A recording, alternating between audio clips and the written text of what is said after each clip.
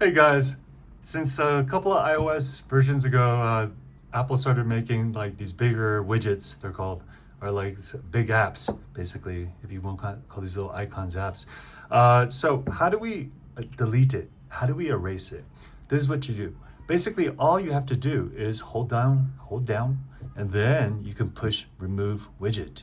But say you have a bunch of different widgets or apps that you want to delete at the same time. So then what you would do is hold down an empty space. And what I mean by empty space is just as long as it's not touching an app, like here, you'll see the minuses start popping up.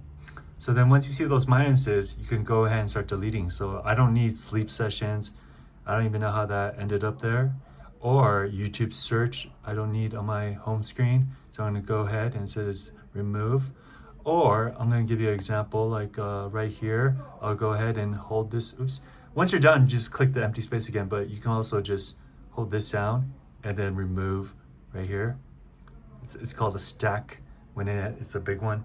All right, guys, so that's pretty much it. I hope this video helps. And if it did, please consider liking or subscribing.